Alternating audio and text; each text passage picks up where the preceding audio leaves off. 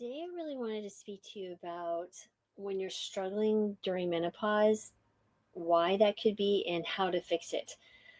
There's so many things that can happen during this time that can be overwhelming. And I have my own journey with that, which I've shared before. But if you're new to this channel, welcome. My name is Dr. Lori Marbus. I'm a board certified family and lifestyle medicine physician and a menopause certified practitioner. And I've just recently entered into the postmenopausal realm at the age of 54. And I will tell you, it was quite a journey. So I really wanted to share this with you. And by the way, if you're new, again, feel free to subscribe, share this video with someone you think might be find it helpful. There's also a discussion about later in the video about a free webinar called Master Menopause and Feel Fabulous, where you learn the top 3 mistakes women make during menopause, my 5-step blueprint to Master Menopause and Feel Fabulous, and my free download that I created for people to take with them to their doctor's visits. It's called the Perimenopause and Menopause Evaluation Checklist. It breaks down exactly what questions you should be looking at, talking to your doctor, what your symptoms are, why they're important to discuss, all of that broken down to a free 4-page. You get it free just for registering for the webinar. At least take that, share it with your friends. As always, please, I just want you to feel better. So let's dive right into the topic. First of all, have you um, ever walked into a room and immediately forget why you're there? Yeah. Or you put the ketchup in the cabinet and you're like, why is this here? Versus, or the milk or something, or you find your keys in the fridge. Weird stuff like that. Or you suddenly feel like you've been dropped in a sauna while everyone else is perfectly comfortable. Well, welcome to perimenopause and menopause, right? This is a phase of life, yeah, no one really warned you about until it hits like a ton of bricks. At least that was my experience. But here's the thing, struggling doesn't have to be the default, right? So today I'm going to break down why menopause feels so overwhelming, but more importantly, how you can take control and feel fabulous again. Really, just stick around again because I mentioned it earlier, but I'll share again how you can join my free webinar, Master Menopause and Feel Fabulous, and really understand a step by step way to thrive through menopause, how to work with me for a year and another wonderful group of women. The link is down below if you want to go ahead and see that too. But let's get going. First of all, let's start why you're struggling, right? So during menopause, your hormone levels, specifically estrogen, progesterone, and testosterone, are doing kind of like this complicated dance, right? Um, and really, they're very terrible at dancing. So estrogen is really the big player here. And when it starts to decline, it impacts the entire body. So think of estrogen as kind of like, what would be a good example, like a Wi-Fi for your body, right? So it keeps all the systems connected and running smoothly, right? As they're dancing as long as everyone's showing up. But when the signal drops, you get brain fog, mood swings, sleep disruptions, and of course the dreaded hot flashes. But now let's talk about some of the most common traps women fall into during menopause and then how these traps can really make things so much worse. So, what is the first big trap? I would say stress. So, when you're under constant stress, your body pumps out cortisol, which throws off your hormones even more. So, it's kind of like throwing gasoline on a fire that's already burning. And the result is more intense hot flashes, worse sleep, and mood swings that make you feel like you're really starring and like your very own soap opera. And all of that just combines and makes it worse and worse.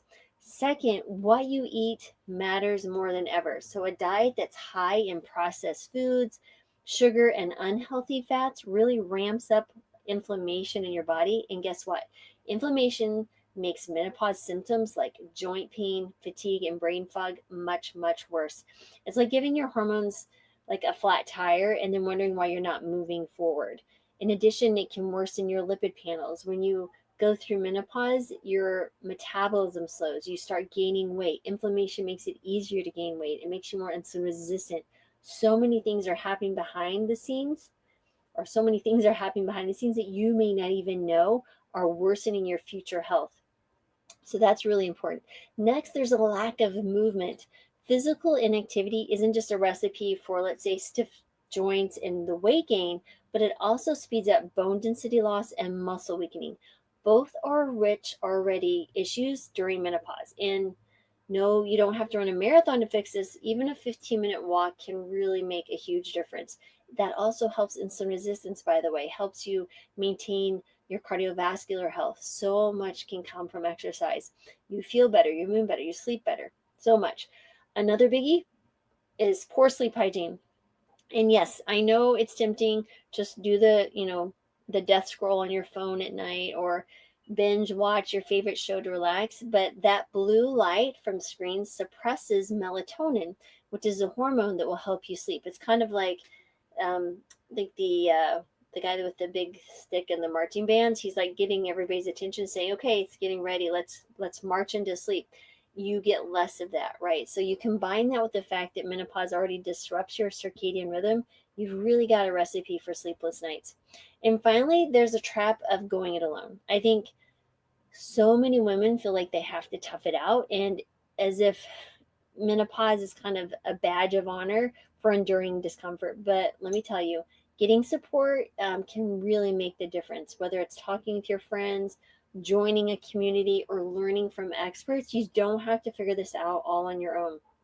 So now let's flip the script, right? So, what can you actually do to start feeling better? Well, for stress, even just 5 minutes of deep breathing or mindfulness a day can lower your cortisol levels, and it's absolutely scientifically proven to work. And trust me, it's worth it. I would see that as one of the biggest factors when last year when I went through the cliff, I fell off the cliff of menopause. I had just did a PR and a half marathon at the Boston Marathon, half marathon, not the full marathon, the half marathon in November. I ran it with my daughter, and I will tell you, the 2 weeks after that, I felt like my body went from a healthy 53-year-old who felt really, really good to a 103-year-old. I started having joint discomforts. The hot flashes were unreal. Just couldn't understand what was going on. I just couldn't concentrate things. And I ate well, I exercised, I did all those things. But let me tell you, it was quite an overwhelming thing. But what it forced me to do was slow down. It said, Lori, you have to turn around and look inward and slow down. And this is where mindfulness really came in. And it really helped me manage stress and really pay attention to myself and my body. So I wasn't, the doctor who was always looking after others. I had to turn around and say, Lori, you need to pay attention and care for yourself. And that slowing down piece was really, really critical, I think, because it set the stage for me to go into this latter part of my life um, in a much more sustainable and happy, thriving way.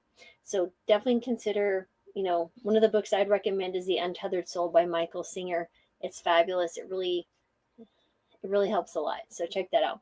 Next is really thinking about food, right? So food, I think it's still very important you focus on the whole plant-based foods like the dark green leafy veggies, the beans, flax seeds, soy products, tofu, tempeh, because these are rich in phytoestrogens and also omega-3s, which really can help balance your hormones naturally. Bonus, they're also good for your heart and brain health. So, which will become even more importantly as we age. So you go from being less risk of, let's say, a heart attack than men in your premenopausal state. Once you hit menopause, postmenopause, your risk is then equivalent to men.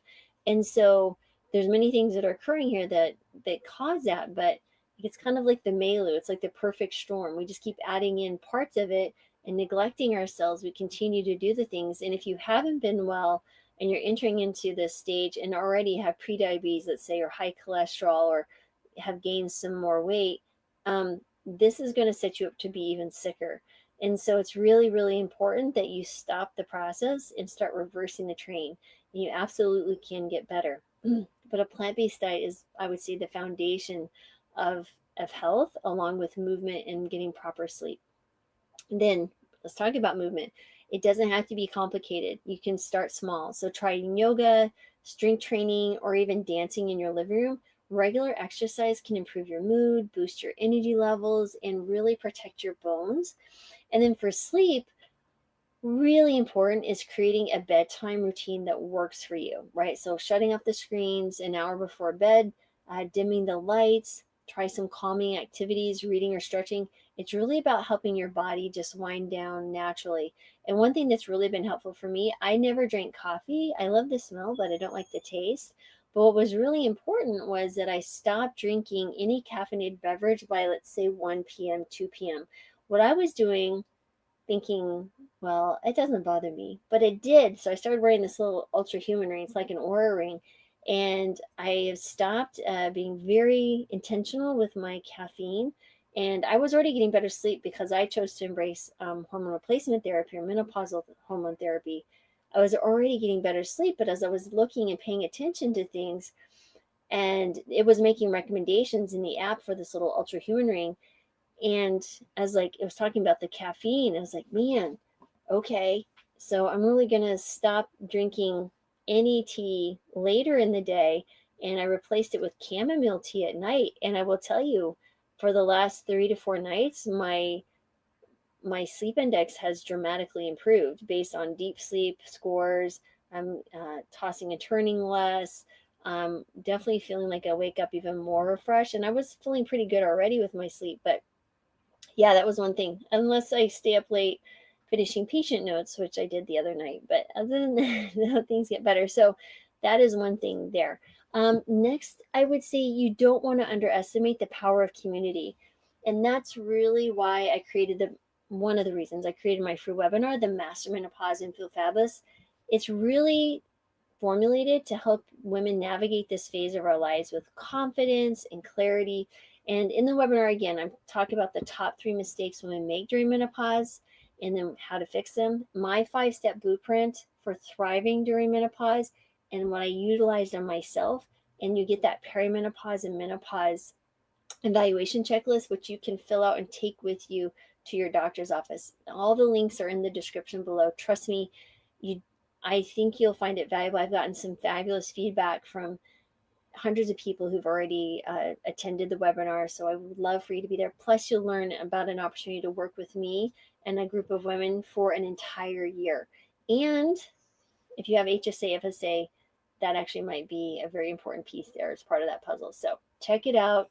Um, but remember, right, menopause doesn't have to be the end of your vibrant life. It actually could be the start of a new chapter. That's how I've chosen to embrace this. And it has been really, really cool to kind of walk into what I would say would might be more stressful. Because I remember when I turned 30 and 40, like my head went on a tailspin for a few months because I was like, oh my gosh, I'm so old.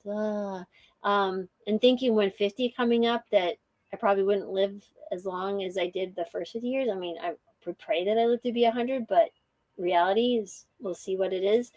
Um, so that was really interesting in how that mindfulness piece really allowed me to slow down. It forced me to slow down and really embrace this as a time of just more delight and choosing not to be stressed. It's a choice to be stressed or not. And yeah, it's been amazing. So you can absolutely rewrite your story and thrive like never before, too. So if this has resonated with you, please hit the like button, share the video with a friend who needs it, and don't forget to subscribe for more science-backed tips. Apparently, I can't talk today.